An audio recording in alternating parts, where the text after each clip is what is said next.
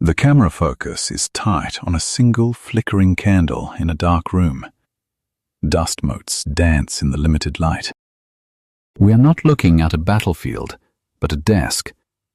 On the desk sits a quill, a pot of ink, and a blank sheet of parchment.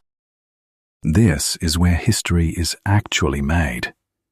Not on the muddy fields of Agincourt or Waterloo, but here, in the quiet, dangerous decision of a writer choosing a word. Welcome to the London Gritty Chronicles. Usually, we take you into the fog of the past, to witness crimes, plagues, and revolutions. But today, we are doing something different. We are stepping behind the curtain. We are going to examine the engine of history itself. How do we know what we know? And more importantly, as English speakers and storytellers, how do we describe the past when the truth is missing? This series is about ethics in historical storytelling. It is about the tension, the tightrope between accuracy and drama. Over the next 10 hours of study, we will explore how to build compelling scripts while respecting uncertainty. You will learn the specific English phrasing needed to signal what is known, what is debated, and what is entirely unknown. This is a masterclass in nuance. Let us begin with a story you think you know. The year is 1483. The place is the Tower of London. It is a fortress, a palace, and a prison, sitting like a stone beast on the banks of the River Thames. Two young boys, Edward and Richard, are playing in the garden. They are the princes in the tower. They are the sons of the late King Edward IV. By right of blood, the older boy should be King of England. But their uncle, Richard, the Duke of Gloucester, is watching them. In the dramatic version of this story, the version made famous by William Shakespeare, Richard is a monster. He is a hunchback with a withered arm and a black heart. Shakespeare shows us a villain who plots, schemes, and eventually orders the murder of these two innocent children to steal the crown and become Richard III. It is a perfect story. It has a clear villain, a tragic victim, and a horrifying crime. It makes you feel anger. It makes you feel justice when Richard is finally killed at the Battle of Bosworth Field. But here is the problem. Shakespeare was writing drama, not history. And he was writing more than 100 years after the events took place. Furthermore, he was writing for Queen Elizabeth I, whose grandfather was the man who killed Richard. Shakespeare had a political reason to make Richard look like a monster. He needed to justify the Tudor dynasty. So, what actually happened to the princes in the tower? This brings us to our first lesson in historical nuance. If I say to you, Richard III killed his nephews, I am making an assertion.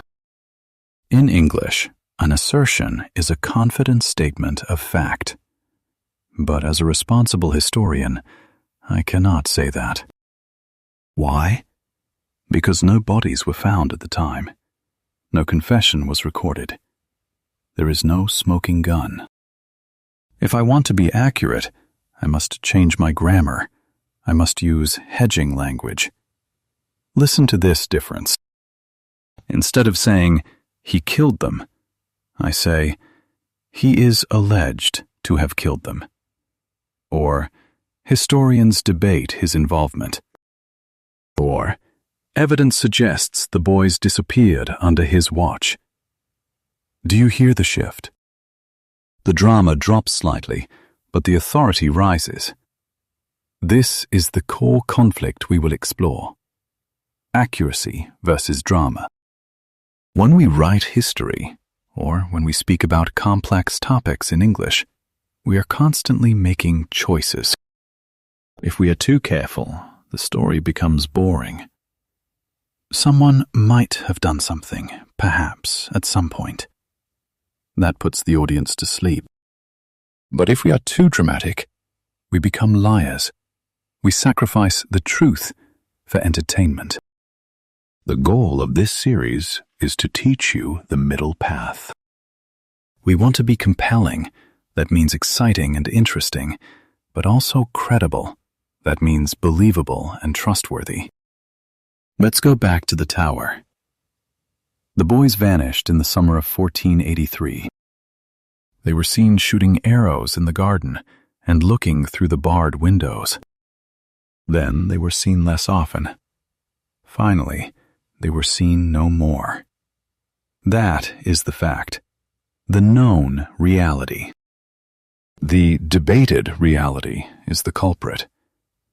Was it Richard? It is highly likely. He had the most to gain. But some historians argue it could have been the Duke of Buckingham trying to please Richard. Others, often called Ricardians, suggest the boys survived or were killed later by Henry VII to remove rivals.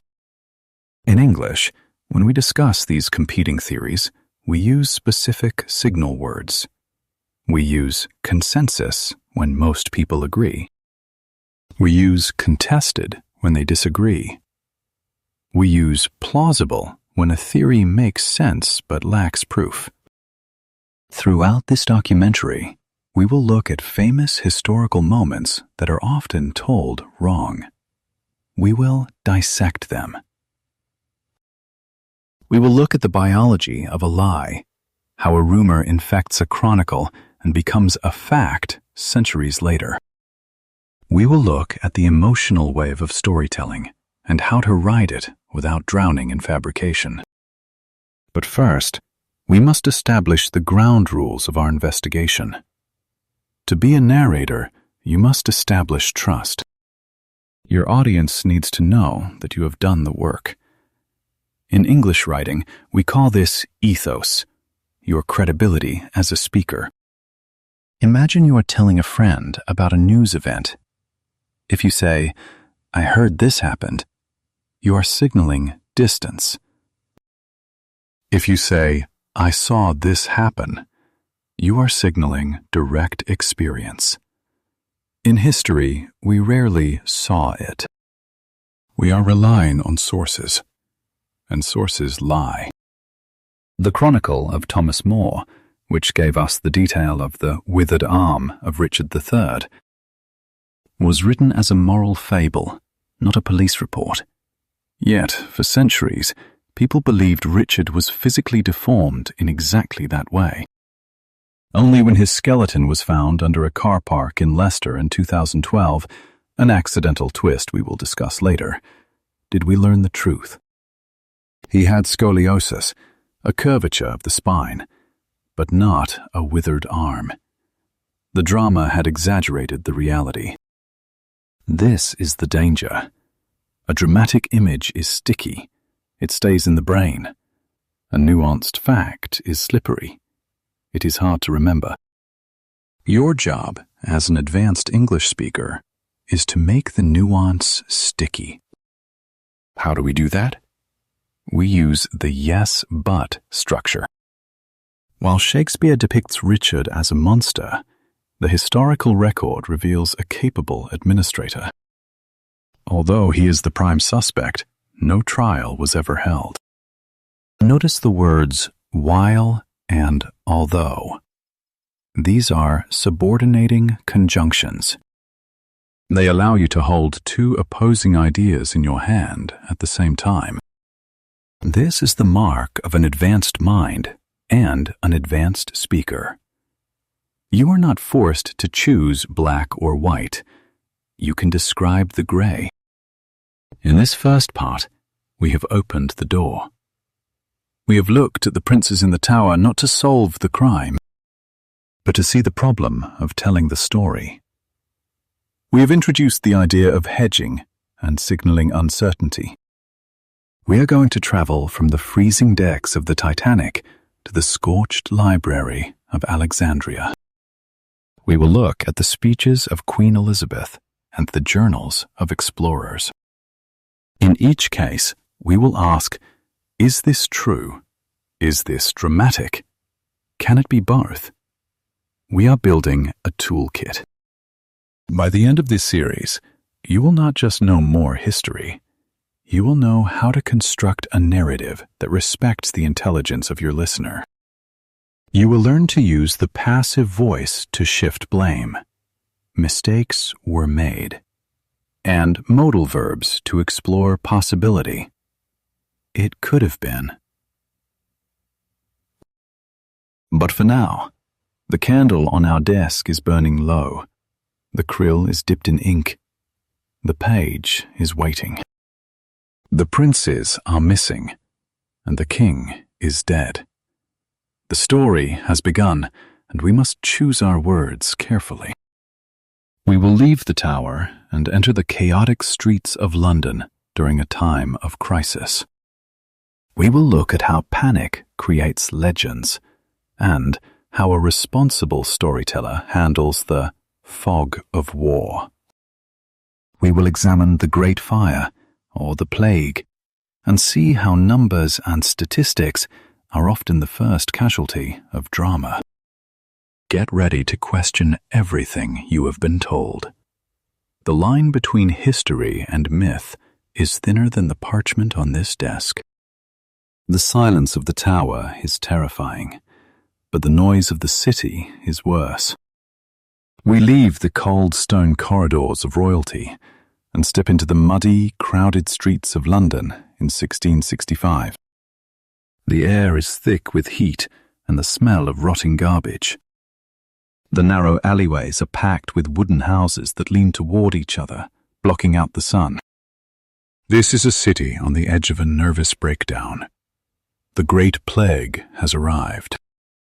In a normal documentary, the narrator might say, in 1665, the plague killed 100,000 Londoners. It is a shocking number. It hits you in the chest. But as we learned in part 1, our job is to question the narrative. Where did that number come from? Who counted the bodies? This brings us to the biology of a historical lie. To understand the history, you must understand the system that created it. In 1665, there were no doctors with clipboards. They were searchers of the dead. These were usually elderly, illiterate women who were paid pennies to examine a corpse and determine the cause of death. Here is the twist. If a searcher reported that a person died of the plague, the authorities would lock up that victim's entire house. The family would be sealed inside with the dead body for 40 days. A red cross would be painted on the door. It was a death sentence for the survivors. So, what happened? Biology drove human behavior. The family would bribe the searcher. They would slip a few coins into her hand. She would then report the death not as plague, but as spotted fever or gout.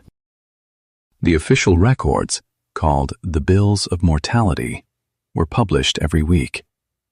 The city read them obsessively to track the disease. But the numbers were wrong. They were skewed. In English, when data is pulled in one direction by an outside force, we say it is skewed or distorted. This creates an ethical problem for us as storytellers. If I tell you 100,000 people died, I'm presenting an estimate as a fact. A better script would say, official records list 68,000 deaths, but historians believe the true number likely exceeded 100,000.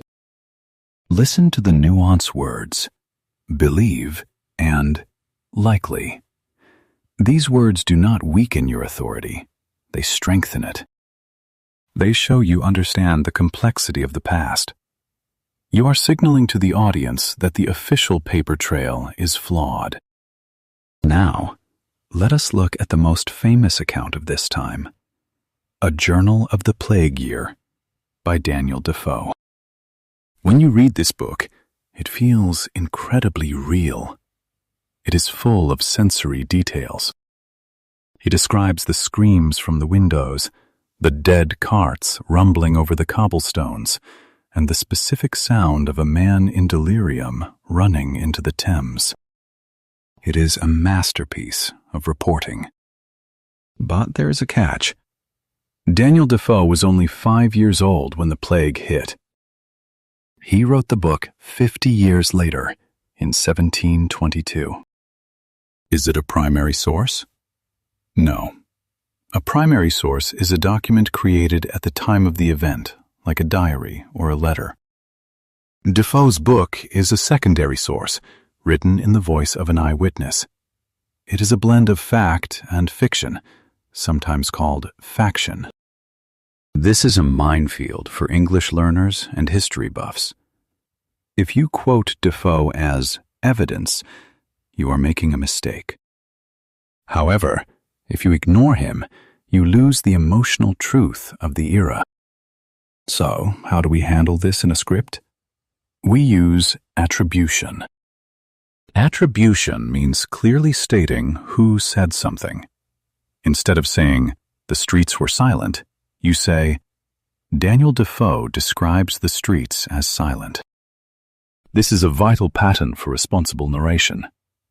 Source plus reporting verb plus information. One witness claimed, "Defoe depicts, records indicate." Let's practice 3 reporting verbs that have different levels of certainty.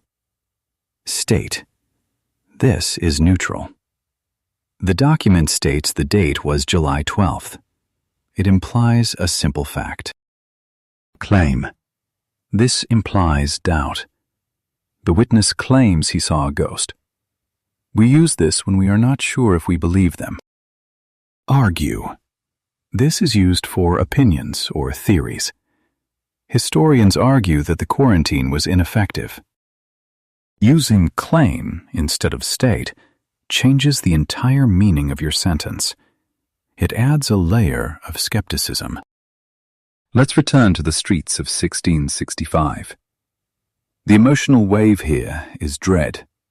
The invisible enemy, the Yersinia pestis bacteria, is jumping from fleas to rats to humans.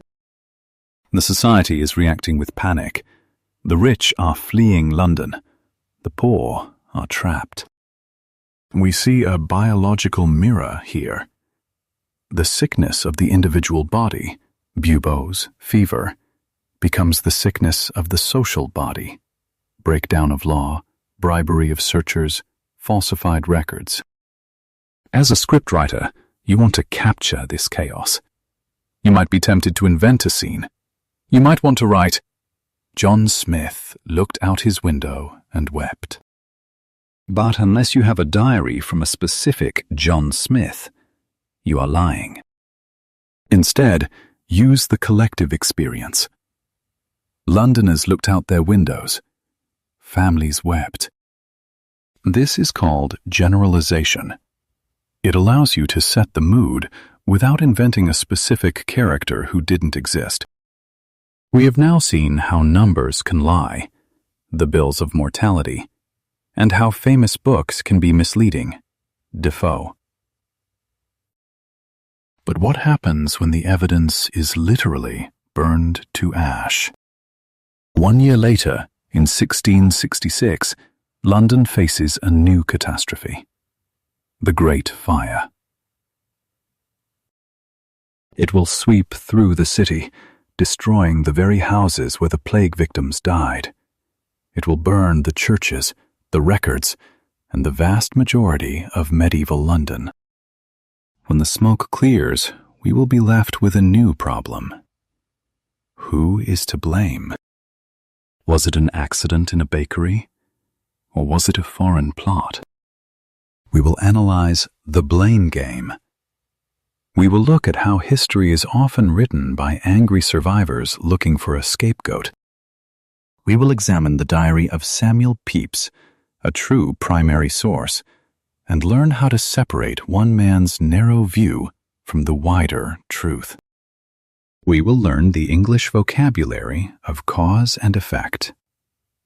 Sparked, triggered, resulted in, and stemmed from. The city is tinder dry. A strong wind is blowing from the east. A baker in Pudding Lane is about to go to bed, forgetting to rake out his oven. A single spark. That is all it takes to burn a city. We are now standing in Pudding Lane, in the bakery of Thomas Fariner. It is shortly after midnight on Sunday, September 2nd, 1666. The baker has gone to sleep, believing the fire in his oven is out. But deep in the ash, a small ember is still glowing. This is the accidental twist. A man makes a routine mistake. He forgets to rake the coals. And because of that one small error, 13,000 houses, 87 churches, and St. Paul's Cathedral will be destroyed. In storytelling, we often look for grand conspiracies. We want a villain with a torch. But history is usually made of accidents, incompetence, and bad luck. As the fire roars to life, fed by the dry timber and the strong east wind, we meet our most important witness, Samuel Pepys. Unlike Daniel Defoe, Samuel Pepys is a true primary source. He kept a secret diary written in shorthand. He did not write for an audience. He wrote for himself. This makes his account incredibly valuable and incredibly human. Pepys does not just describe the horror of the fire. He describes the mundane details. He tells us about the pigeons hovering over the burning houses until their wings catch fire and they fall. He tells us about people rushing to save their goods. And famously, he tells us that he dug a hole in his garden to bury his wine and his Parmesan cheese to save them from the flames. This is the power of a specific detail. He saved his expensive cheese. It tells you more about the panic of a wealthy man than 100 adjectives could. But here is the English lesson on subjectivity. Pepys is an eyewitness, but his view is limited. He is one man, standing on one roof, looking at one part of the city. He cannot see the whole picture. When you use a diary in your script, you must remember that it is subjective, meaning based on personal feelings or opinions, not objective, meaning based on hard facts. So, how do we express this limit in English? We use phrases like, from Pepys' perspective. In his account, he focuses on, his diary offers a glimpse into the chaos. Notice the word glimpse. It means a quick, partial look. It acknowledges that we are not seeing everything. Now let's move to the emotional wave. Panic turns to paranoia. As the fire raged for 4 days, the people of London were terrified. But terror quickly turned to anger. They could not believe, or did not want to believe, that a simple baker could cause such destruction. It felt too big for an accident. The crowd needed a scapegoat. A scapegoat is a person or group who is blamed for the wrongdoings of others. This is a crucial historical term. Rumors spread instantly. People said it was the French, or the Dutch, or a Catholic plot to destroy Protestant London. In the heat of this hysteria, a French watchmaker named Robert Hubert was arrested. He was confused, likely mentally unstable. And under pressure, he confessed to starting the fire. He even gave details. But here is the tragedy of historical accuracy versus drama. The facts did not fit his story. Hubert claimed he started the fire at a window that did not exist. Furthermore, ship records later proved he did not even arrive in London until 2 days after the fire began. He was innocent, but the crowd wanted a hanging. The narrative demanded a villain. So, Robert Hubert was executed at Tyburn. This is a dark lesson in the ethics of storytelling. The satisfying ending, catching the arsonist, was a lie. The boring truth, the baker's accident, was rejected. As English speakers and historians, we must learn to deconstruct these false narratives. We use the language of cause and effect to clarify what really happened. Let's look at 3 strong verbs to describe how events connect. Spark, to start something suddenly. The baker's negligence sparked the fire. Fuel, to make a situation worse. Rumors of a foreign plot fueled the paranoia. Stem from, to originate from. The disaster stemmed from a combination of dry weather and wooden architecture. Do you see the difference? Spark is the trigger. Fuel is the accelerant. Stem from is the root cause. Using these verbs makes your storytelling precise. You are not just saying, "it happened." You are explaining why. Let's correct the historical record for Robert Hubert. We might say, although Hubert confessed, evidence indicates he was not in the city when the fire began. His execution was a miscarriage of justice, driven by public hysteria. Miscarriage of justice is a formal phrase meaning the legal system failed.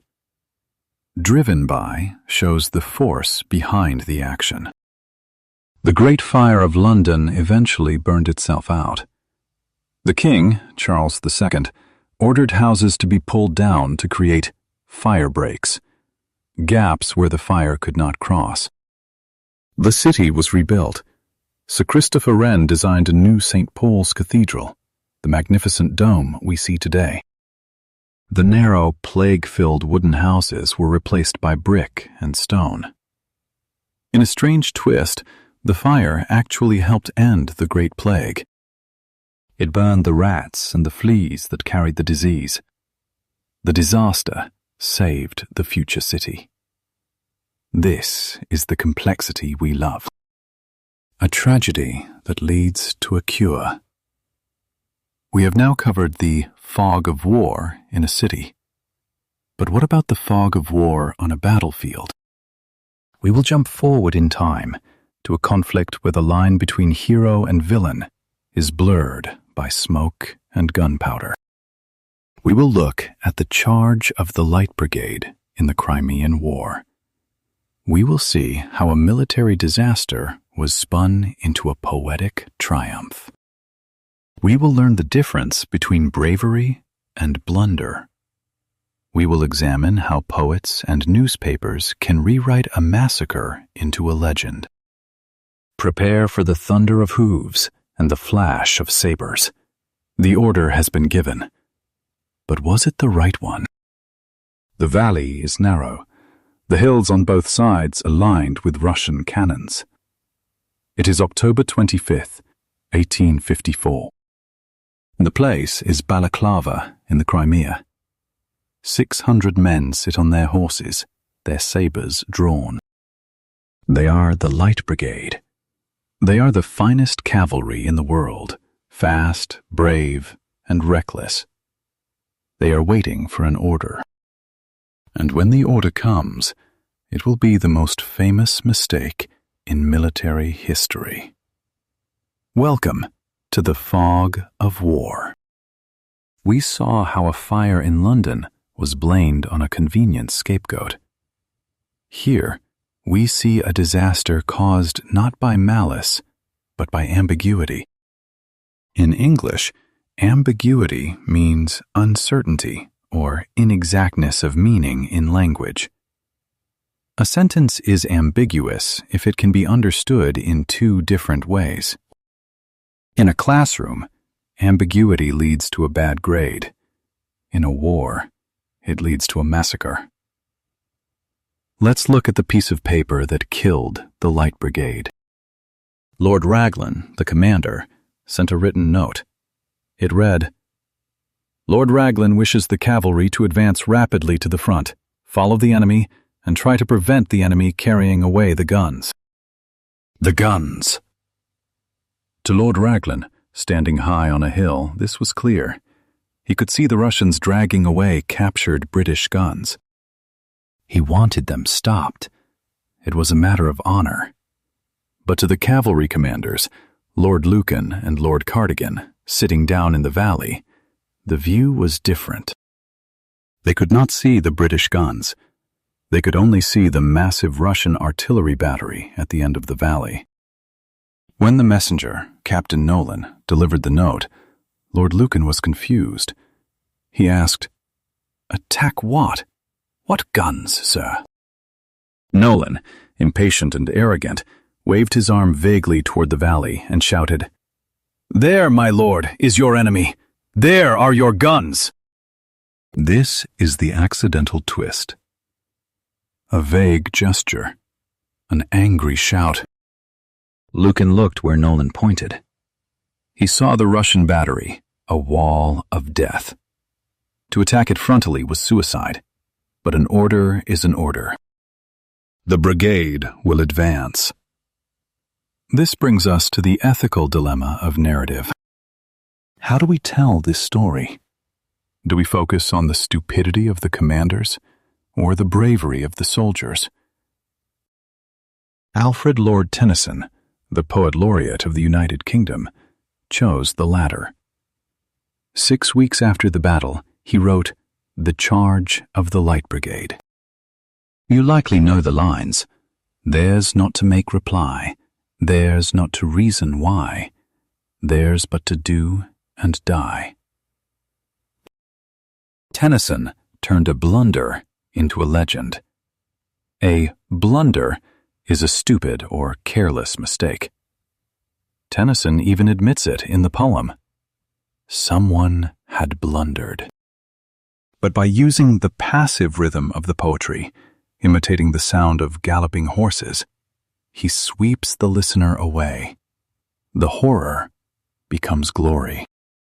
As a historian scriptwriter, you must handle this carefully. If you only read the poem, you miss the reality. If you only read the military inquiry, you miss the cultural impact. You need to use contrast markers. While the soldiers displayed incredible discipline, the command structure was deeply flawed. Despite the heavy casualties, the charge became a symbol of British courage. Let's look at the English vocabulary of disaster versus tragedy. Catastrophe, a sudden and widespread disaster. The charge was a military catastrophe. Debacle, a sudden and ignominious failure, a fiasco. The miscommunication was a total debacle. Futile, incapable of producing any useful result. Pointless. The attack was brave but futile. Notice the word futile. It is a powerful adjective for historical storytelling. It implies that the effort was wasted. The Light Brigade charged into the valley. Cannonballs tore through the ranks. They reached the guns, cut down the gunners, and then realized they were surrounded. They had to ride back. Of the roughly 670 men who charged, 110 were killed, and 160 were wounded. Hundreds of horses died. Captain Nolan, the man who waved his arm, was the first to die. A shell fragment hit him in the chest. He shrieked, a sound that haunted the survivors. and his horse carried his dead body back through the lines. Here is the biological mirror. The adrenaline of the charge masked the pain. Men rode with shattered limbs. But when the adrenaline faded, the reality of the field hospital set in. This war, the Crimean War, gave us another figure of history. Florence Nightingale. She saw the aftermath. She did not write poems about glory. She wrote statistics about hygiene. She used data to save lives, while the generals used honor to waste them.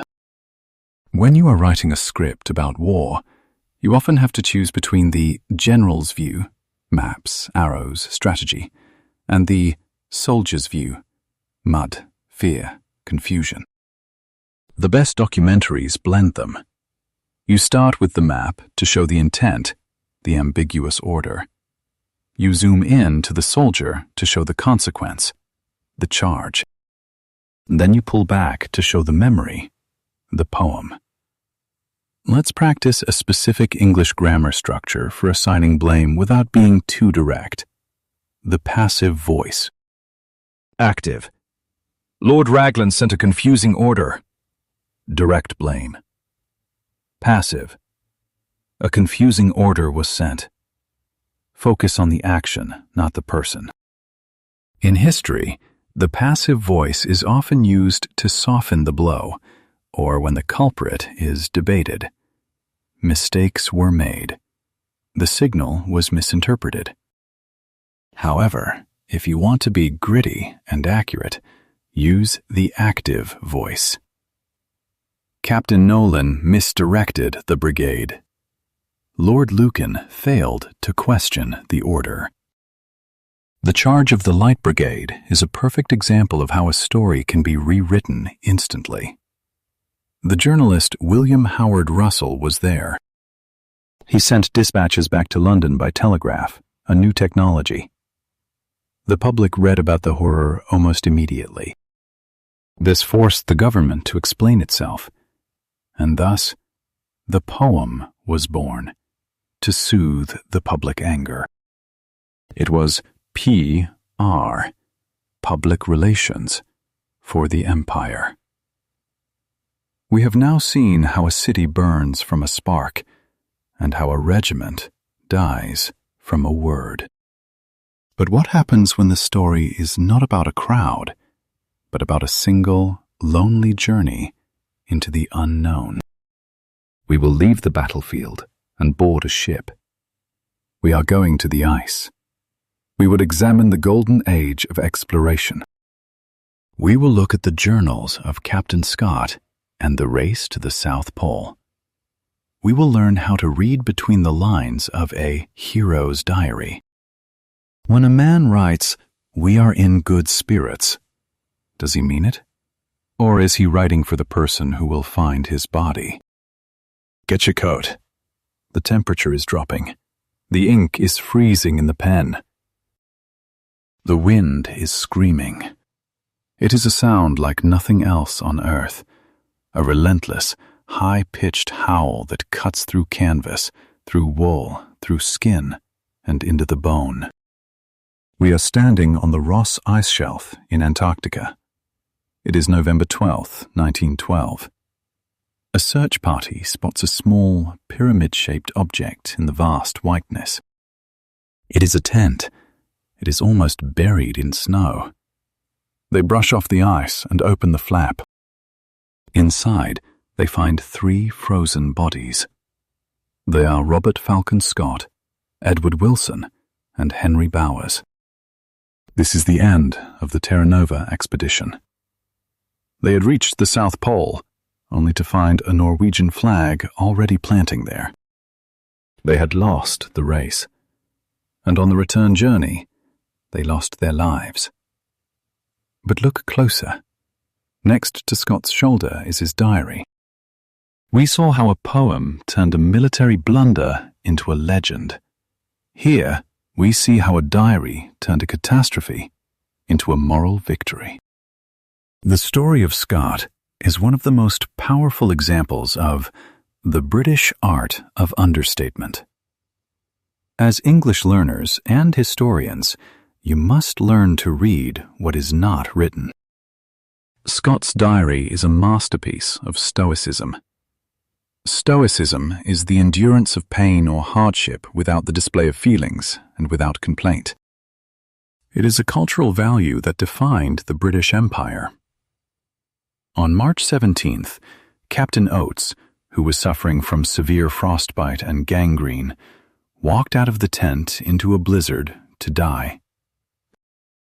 Hoping to save his companion's rations, Scott writes simply, he said, "I'm just going outside, and maybe sometime." Maybe sometime. This is a euphemism. A euphemism is a mild or indirect word or expression substituted for one considered to be too harsh or blunt. Oates was committing suicide. He was sacrificing himself. But Scott records it as a casual stroll. If you read this literally, you miss the heartbreak. If you narrate it dramatically, Oates screamed in agony and ran into the storm. You destroy the dignity of the moment. The correct historical phrasing respects the silence. Scott records Oates's final words with characteristic restraint. The diary implies a noble sacrifice, though the reality was likely a desperate necessity. Let's analyze the accidental twist of this tragedy. Scott arrived at the pole on January 17, 1912. He found a tent left by Roald Amundsen, the Norwegian explorer. Inside was a letter addressed to the King of Norway. Amundsen had beaten him by 34 days. The twist is not the defeat. The twist is the method. Amundsen used dogs. He treated exploration as a technical problem. He wore furs. He skied. He killed the weaker dogs to feed the stronger ones. He gained weight on the return journey. Scott used ponies and man-hauling. He believed that hauling the sledges yourself was more noble. It was a test of character. Here is the biology of the lie. Scott's team was starving. They were burning 6,000 calories a day hauling heavy sledges, but eating only 4,000. Their bodies were consuming their own muscle. The nobility of man-hauling was actually a biological death sentence. When we write the script for this, we have a choice. Do we frame Scott as a fool or a hero? For decades, British historians framed him as a tragic hero. Scott of the Antarctic, a man who died fighting the elements. But in the 1970s, a new wave of historians, revisionists, looked at the logistics. They saw poor planning. They saw arrogance. They saw that the ponies were unsuited for the ice. As a narrator, you can bridge these two views using concession words. Admittedly, Scott made fatal errors in preparation. Nevertheless, his journal remains a testament to human endurance. While Amundsen prioritized efficiency, Scott prioritized the scientific mission. Notice admittedly, nevertheless, and while. These are your tools for balance. Let's look at the final entry. For God's sake, look after our people. This is not a command. It is a plea. It is the breaking of the Stoic mask. The search party found the diary. They brought it back to England. The public read it and wept. Scott became a saint. Amundsen, the winner, was seen as unsporting because he didn't tell Scott he was coming until the last minute. This proves a dark rule of historical storytelling. A good tragedy often beats a good success. Amundsen's success was boring because it went perfectly. Scott's failure was gripping because it was full of suffering. We must learn to use the vocabulary of suffering and survival. Ordeal. A painful or horrific experience. The return journey was a grueling ordeal. Plight. A dangerous, difficult, or otherwise unfortunate situation. The public was moved by the plight of the Polar Party. Perish. A formal word for die, usually in a violent or sudden way, or by exposure. All 5 men perished on the ice. Using perish instead of die adds a sense of fatality and environment. The emotional wave here moves from awe, the vast white landscape, to crushing disappointment, the Norwegian flag, to resignation, the final tent. There is a haunting detail often left out of children's books. The search party collapsed the tent over the bodies and built a cairn of snow above it. They made a cross from skis. Today, that tent is still there. It is buried under 100 feet of ice, slowly moving with the glacier toward the ocean. One day, centuries from now, it will break off into an iceberg and float away. This image, the frozen tomb in the moving ice, is a perfect metaphor for history itself. The facts are preserved, but they are drifting away from us. We have to dig them up to understand them. We have now seen the heroic failure of the individual. But what happens when an entire society believes it is unsinkable? What happens when arrogance is built into the very steel of a ship? We are leaving the ice shelf, but we are staying in the year 1912. Just 4 months after Scott died, and before his body was found, a luxury liner set sail from Southampton. It was the largest moving object ever built by human hands. It carried millionaires, immigrants, and a secret that would doom them all.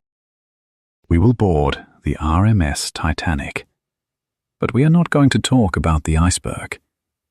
We are going to talk about the class system, and how the women and children first rule was actually a complex calculation of social worth.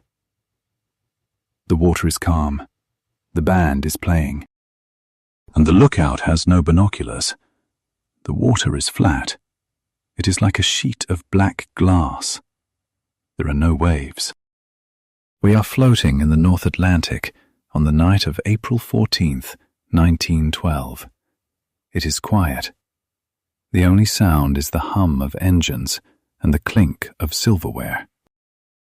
We are on the RMS Titanic. It is a floating palace. It is also a floating coffin. We looked at the frozen tragedy of Captain Scott. Now, we look at a tragedy that is often remembered as a romance or a movie. But the reality of the Titanic is not about love. It is about social stratification. Stratification is a sociology term. It means the arrangement of people into different groups based on wealth and status. On the Titanic, this was not just a concept, it was steel. The ship was designed to keep people apart. The first-class passengers, with their swimming pools and Turkish baths, were at the top. The third-class passengers, often called steerage, were at the bottom. Between them were locked gates. Let's deal with the accidental twist first. Why did the ship hit the iceberg? It was dark. There was no moon. But there was also a missing piece of equipment. The lookouts in the crow's nest, Frederick Fleet and Reginald Lee, did not have binoculars. Why? Because a second officer named David Blair was removed from the crew list at the last minute. In his rush to leave the ship in Southampton, he forgot to hand over the key to the storage locker. Holding the binoculars. A key in a pocket. That is the twist. If they had the binoculars, they might have seen the ice 30 seconds earlier. That would have been enough to turn the ship. This is a classic counterfactual. A counterfactual is a what-if scenario. Historians use them to understand the weight of small events. If the lookout had possessed binoculars, the disaster might have been averted. Notice the grammar. If, had possessed, might have been averted. This is the third conditional. We use it to talk about a past that did not happen. It is essential for discussing history. Now, let's look at the women and children first rule. Many people believe this is a maritime law. It is not. It is a convention. A convention is a custom or a tradition. It is not legally binding. When the order was given to load the lifeboats, the officers interpreted it differently. And this interpretation decided who lived and died. On the port side, Second Officer Lightoller took the order literally. Women and children only. He lowered boats that were half empty because there were no more women nearby, refusing to let men board.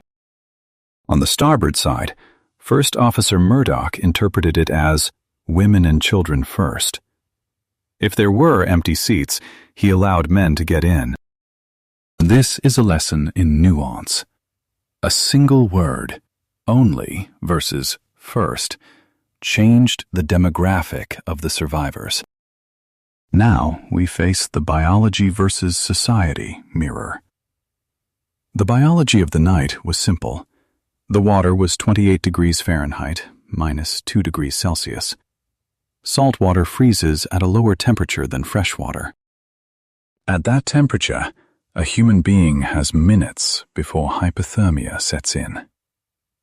Hypothermia does not care if you are a millionaire like John Jacob Astor or an immigrant from Ireland. It shuts down the heart all the same. But society decided who got wet. Let's look at the statistics. This is where we use comparative language. Whereas 62% of first-class passengers survived, only 25% of third-class passengers did. Why the disparity? Some accounts claim the crew locked the gates to keep the third class down. This is hotly contested. Contested means argued about. Recent evidence suggests the gates were not locked out of malice, but to comply with U.S. immigration laws that required classes to be separated to prevent the spread of disease. In the chaos, stewards did not have the keys or did not open them in time. Furthermore, there was a language barrier. Many steerage passengers did not speak English. They could not read the signs. They did not understand the instructions. So, when we write the script, we do not say, "The crew murdered the poor." We say, "Structural barriers and a lack of communication disproportionately affected the third class." Disproportionately means to an extent that is too large or too small in comparison with something else. It is a powerful academic word that signals you are looking at the data objectively. The ship sinks at 2:20 a.m. This leads us to the silence.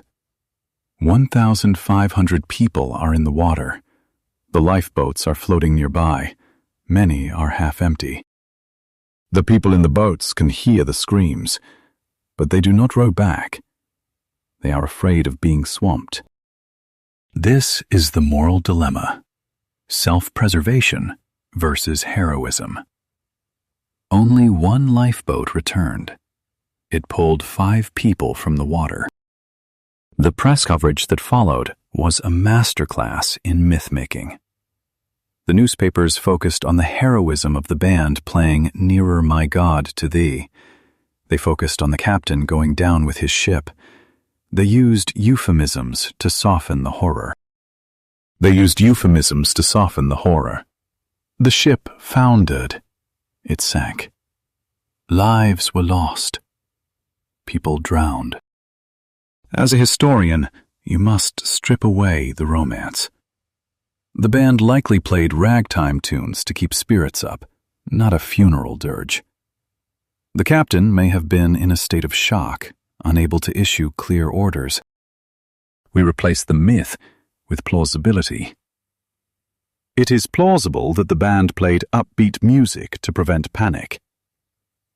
Evidence indicates the captain was overwhelmed by the magnitude of the crisis. The Titanic was the end of an era. It was the end of the Edwardian confidence. It was the moment technology failed. But if the Titanic was a tragedy of accident, the next event we will cover is a tragedy of design. We will leave the icy waters and step into the mud of Flanders. The year is 1914. The world is at war. We will look at how the English language changed forever in the trenches. Words like shell shock, lousy, and cushy were born in the mud. We will see how propaganda was used to convince millions of men to walk toward machine guns. The ship is gone. The survivors are shivering in the lifeboats, but a much larger storm is gathering on the horizon. The whistle blows. It is a sharp, shrill sound that cuts through the morning mist. It is 7:30 a.m. on July 1st, 1916. We are in the Somme, France. Thousands of British men climb ladders out of the earth. They walk into the machine gun fire. By the end of this single day, 19,240 of them will be dead. This is the industrialization of death. We watched a ship sink because of arrogance. Now we watch a generation sink into the mud. We are entering the trenches of World War I. This conflict changed everything: maps, empires, and minds. But as English speakers, we must also recognize that it changed our language. The trenches were a pressure cooker for new words. When you are writing a script about this era, you must distinguish between formal military English and trench slang. Formal: the unit sustained heavy casualties. Slang: the boys got hammered. This brings us to the etymology of misery. Etymology is the study of the origin of words. Many words you use today, perhaps without thinking, were born in this mud. Take the word lousy. Today, if you say the movie was lousy, you mean it was bad. But in 1915, lousy meant literally infested with lice. Lice are small parasitic insects. They lived in the seams of the soldiers' uniforms. They caused trench fever. To be lousy was a physical state of torture. Over time, the meaning shifted from infested to terrible. Take the word cushy. He has a cushy job. This means easy or comfortable. Soldiers borrowed this from Hindi, the language of India, during the British colonial era. The word cush means happy or pleasant. In the trenches, a cushy wound, also called a blighty, was an injury serious enough to get you sent home to England. It was the best thing that could happen to you. As a storyteller, using these words correctly adds flavor. But you must use them in the right context. A general would not use the word lousy in a report. A private soldier would not use sustained casualties in a letter to his mother. Now, let us look at the ethics of medical labeling. The most controversial term of this war is shell shock.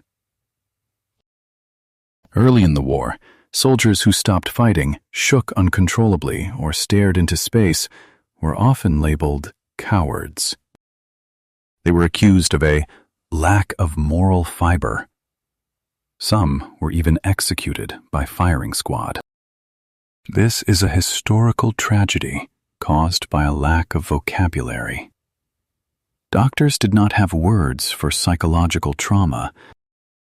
They thought the shock waves from exploding shells had physically damaged the nerves, hence shell shock.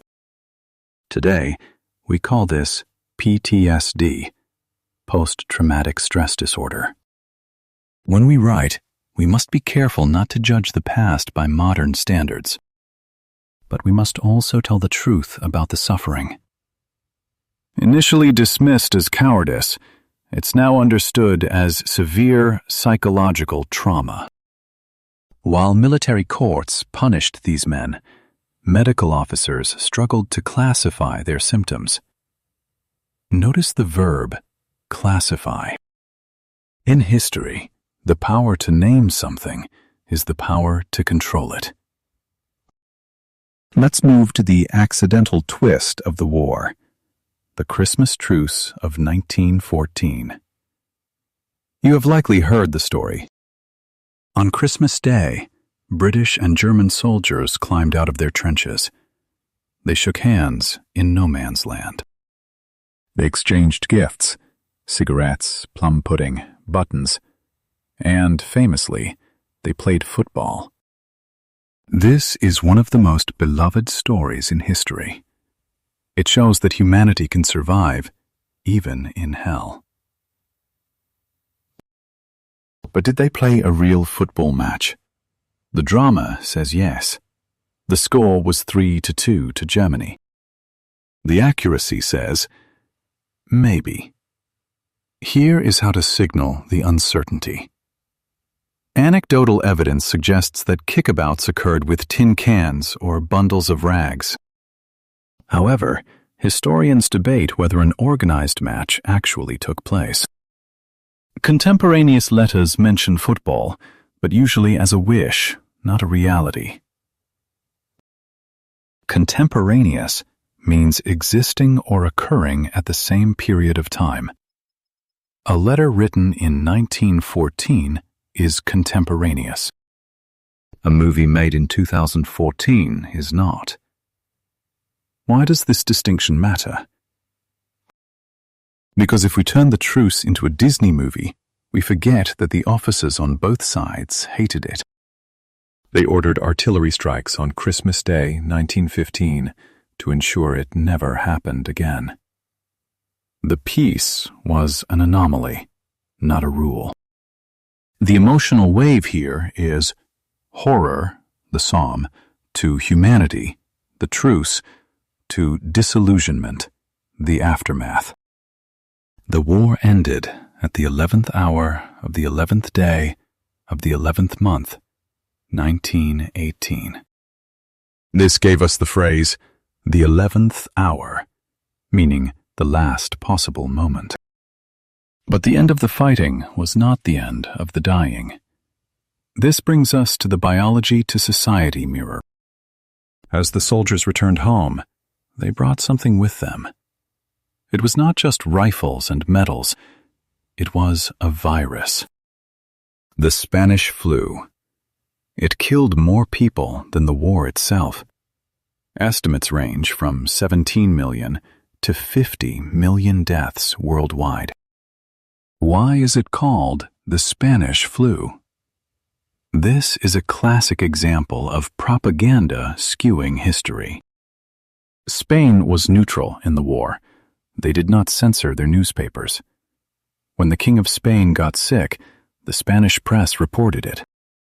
The combatant nations, Britain, France, Germany, the USA, had strict censorship. They hid the news of the sickness to keep morale high. So, the world only read about it in Spanish papers. Therefore, they blamed Spain. The virus likely originated in Kansas, USA, or perhaps in a British Army camp in France. But the name stuck. As a scriptwriter, this is a perfect moment to teach the phrase, misnomer. A misnomer is a wrong or inaccurate name or designation. The Spanish flu is a historical misnomer. The pandemic's origins were likely elsewhere. The war destroyed the bodies of the men. The flu destroyed the bodies of the civilians. But out of this darkness came the Roaring Twenties, a decade of wild parties, jazz, and rebellion. People were so happy to be alive that they wanted to forget everything. We are about to leave the mud and enter the jazz age. But we are going to look at it through a very specific lens: prohibition. We will travel to Chicago in the 1920s. We will look at how banning alcohol created organized crime. We will see how moral laws often create immoral outcomes. We will learn the vocabulary of the underworld: bootlegger, speakeasy, and racketeering. We will examine the legend of Al Capone. Was he a Robin Hood or a monster? And how did the newspapers turn a gangster into a celebrity? The trenches are filled in. The jazz band is starting to play. But there is a machine gun in the violin case. The air in the garage is freezing cold. It smells of gasoline and oil. It is 10:30 in the morning on February 14th, 1929, Valentine's Day. We are in a mechanic's garage on North Clark Street, Chicago. 7 men are lined up against a brick wall. They are not scared yet. They think this is a routine police raid. They think they will be handcuffed, taken to the station, and bailed out by lunch. 2 of the officers raise their Thompson submachine guns. But they are not police. They are hitmen working for Al Capone. 70 bullets later, the 7 men are dead on the concrete floor. The officers walk out, get into a black Cadillac, and drive away. This is the St. Valentine's Day massacre. It is the bloodiest moment of the Roaring Twenties. We saw how a war changed the language of the trenches. Now we see how a law changed the language of the street. We are looking at prohibition. In 1920, the United States passed the 18th Amendment. It banned the manufacture, sale, and transportation of intoxicating liquors. It was called the Noble Experiment. The goal was to reduce crime, poverty, and domestic violence. The result was the exact opposite. This is a lesson in unintended consequences. An unintended consequence is an outcome not foreseen or intended by a purposeful action. Paradoxically, the ban on alcohol fueled the rise of organized crime. Paradoxically is a fantastic adverb. It describes a situation that seems impossible or contradictory, but is true. It is a paradox that a law against crime created more criminals. Let's look at the vocabulary of this underworld. Bootlegger, someone who makes or sells illegal liquor. The word comes from hiding a flask of whiskey in the leg of a tall boot. Speakeasy, an illicit liquor store or nightclub. Why this name? Because you had to speak easy, speak quietly. Racketeering, dishonest and fraudulent business dealings.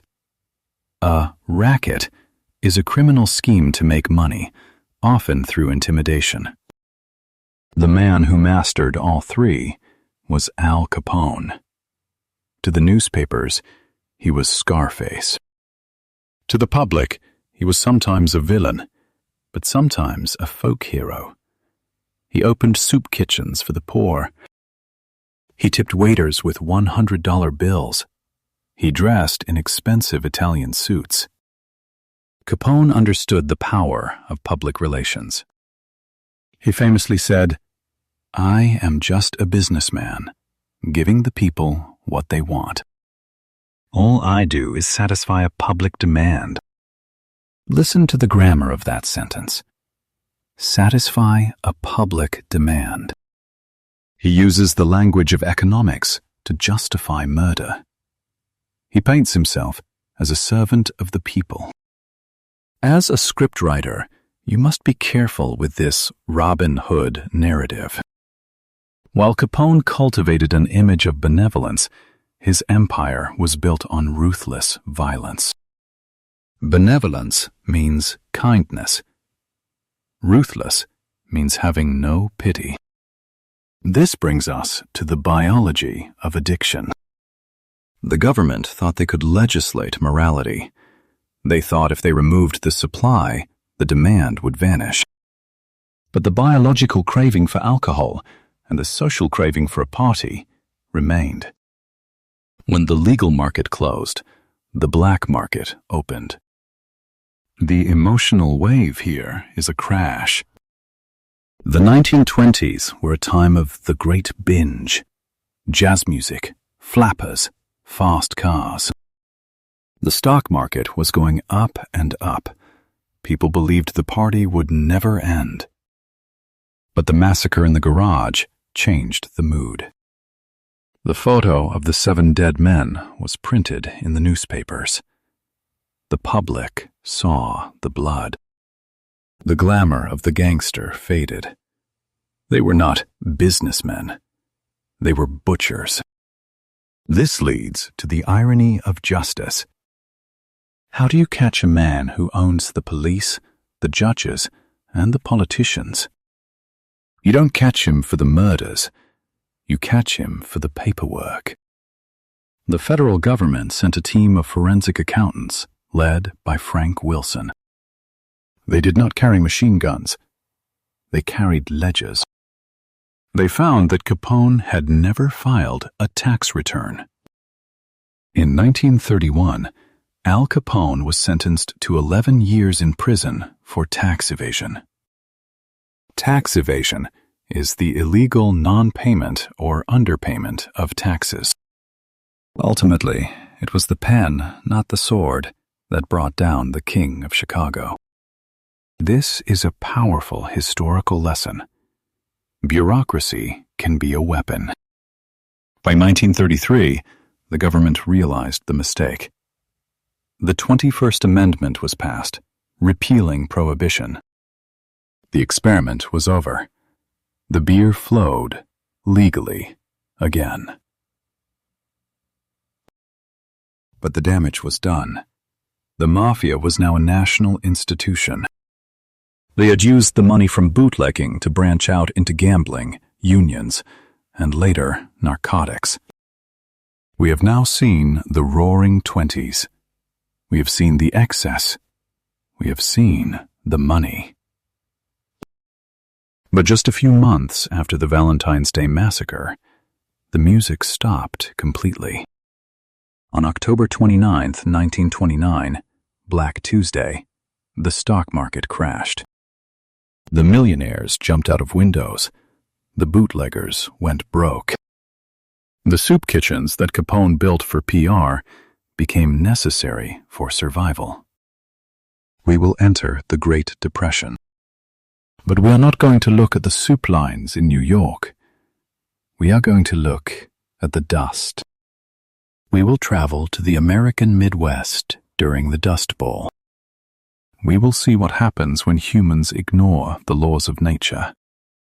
We will look at the photography of Dorothea Lange and the novels of John Steinbeck.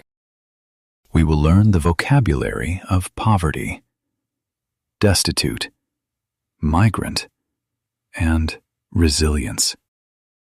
And we will see how a global economic crisis set the stage for a second, even deadlier, World War. The jazz is gone, the wind is picking up again, and the soil is turning into the sky. The sun is shining. It is a warm Sunday afternoon, April 14th, 1935. We are in the Oklahoma Panhandle. People are walking home from church. They are enjoying the fresh air. Then they look at the horizon. A cloud is coming, but it is not a rain cloud. It is black. It is purple. It is rolling like a tidal wave, thousands of feet high. The temperature drops instantly. Birds fall out of the sky. This is Black Sunday. This is the Dust Bowl. We saw the financial crash of 1929 destroy the wealth of the cities. Now we see how nature destroyed the wealth of the land.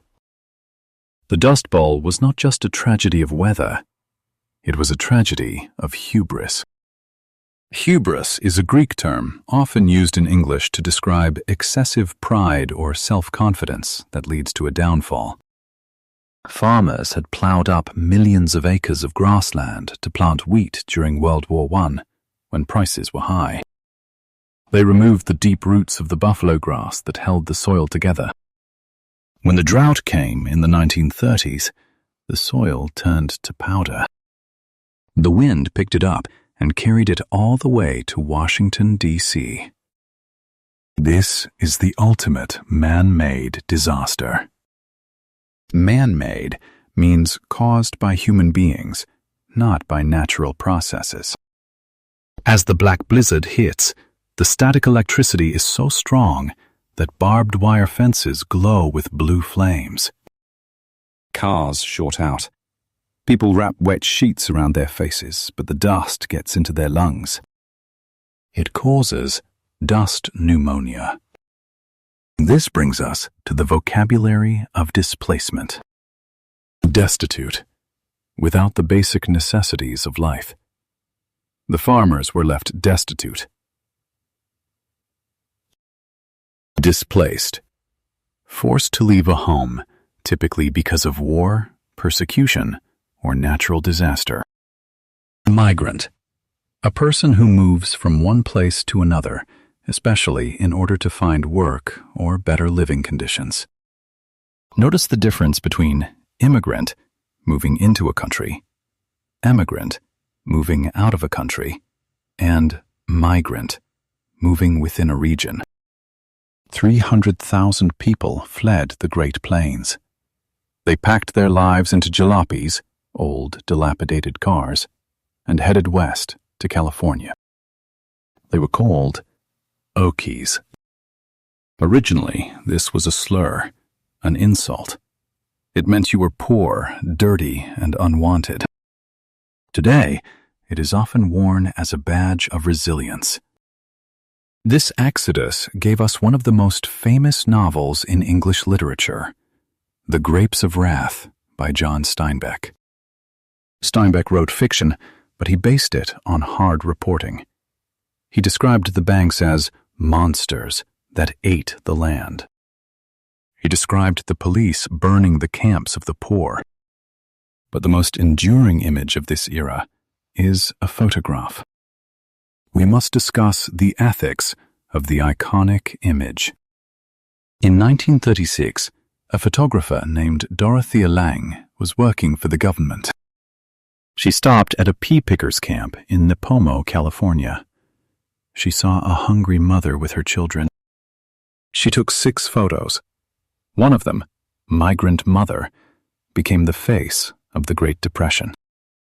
The woman looks past the camera, her hand on her chin, worry etched into every line of her face. It is a masterpiece. It makes you feel instant empathy. But here is the nuance. The woman, Florence Owens Thompson, was not a Dust Bowl refugee in the strict sense. She was a Cherokee from Oklahoma who had been in California for years. She was just stranded there because her car had broken down. More importantly, she did not want her photo taken. She was promised it would not be published. It was. It was printed in newspapers everywhere. Dorothea Lange became famous. Florence Owens Thompson remained poor. She did not receive a penny from the photo until decades later. As storytellers, we must ask, is this documentation or exploitation. While the image raised awareness for the poor, it arguably violated the subject's privacy. Arguably is a fantastic hedging word. It means it can be argued that. It protects you from stating an absolute fact while acknowledging a strong opinion. The emotional wave here is despair to endurance to activism. The Depression was not just an American story. It was a global collapse. In Germany, the economy was even worse. Money became worthless. People burned banknotes to heat their homes because wood was more expensive than cash. This misery created a vacuum. A political vacuum is a situation where there is no identifiable central power or authority. In this chaos, people were desperate for order. They were desperate for a strong voice. They found one. A man with a strange mustache began to speak in beer halls in Munich. He promised to restore national pride. He promised to put people back to work. He blamed the enemies within. In the next and final part, we will look at the rise of World War II. But we will focus on the language of propaganda. We will see how words like Lebensraum, living space, and appeasement shaped the fate of the world. We will look at the radio speeches of Winston Churchill. We will learn how to describe the difference between a skirmish and a Holocaust. The dust has settled in Oklahoma, but the smoke is rising over Europe. The storm is no longer made of dirt. It is made of iron. The room is dark again. The only light comes from the glowing dial of a wooden radio. It is September 3rd, 1939. Families across Britain are huddled around their sets. They are listening to a tired, broken old man. His name is Neville Chamberlain, the Prime Minister.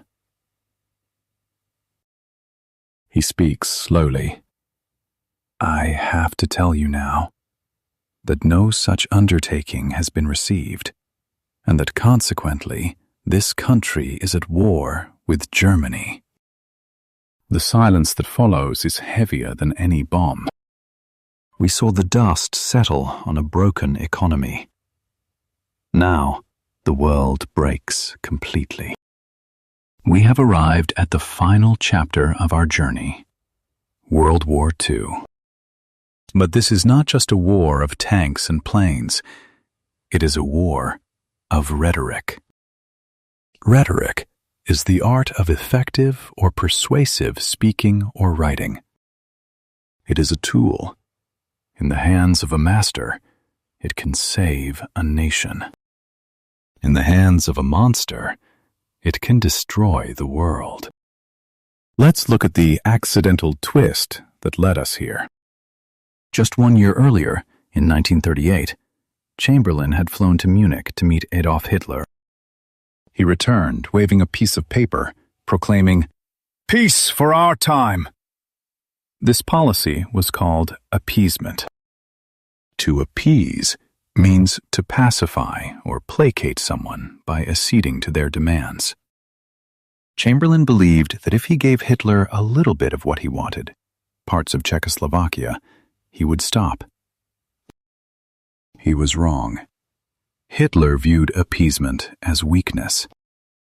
When we write history, we often mock Chamberlain as a fool. But let's use our nuance tools. While history condemns appeasement as a failure, Chamberlain was desperate to avoid a repeat of the slaughter of World War I. Desperate to avoid adds the emotional context. He wasn't stupid. He was traumatized. But when the bombs started falling, Britain needed a new voice. They needed Winston Churchill. Churchill was a master of the English language. He understood that words are weapons. When France fell in 1940 and Britain stood alone, He did not offer comfort. He offered struggle. I have nothing to offer but blood, toil, tears, and sweat. Notice the rhythm. It is short, punchy, Anglo-Saxon. It sounds like a hammer hitting an anvil. He did not say, "The situation is difficult, but we will try our best." He said, "We shall fight on the beaches. We shall fight on the landing grounds. We shall never surrender." He mobilized the English language and sent it into battle. To mobilize means to prepare and organize troops for active service. Churchill mobilized verbs and nouns. But on the other side of the Channel, the rhetoric was different. It was bureaucratic. It was cold. It was deadly. We must address the ethics of euphemism in its darkest form. The Nazi regime did not speak of murder. They spoke of the final solution. They did not speak of gassing. They spoke of special treatment, Sonderbehandlung. This is the ultimate danger of language. When you strip the humanity out of the words, you make it easier to commit the crime. As historians, we must never use these euphemisms without explaining them. We must decode them. The regime employed bureaucratic language to mask the reality of genocide. Mask is the verb here. It means to hide or disguise. The emotional wave of this war is vast. It goes from the terror of the Blitz, where Londoners slept in subway stations, to the horror of the camps, to the final atomic silence of Hiroshima. Let's look at the Blitz spirit. The popular story is that everyone in London was brave, cheerful, and united during the bombing. The contested reality is grittier. Crime rates actually went up during the blackout. Looters stole from bombed-out houses. People were terrified. Does this make them less heroic? No. It makes them human. Despite the fear and the opportunism of a few, the resilience of the population held firm.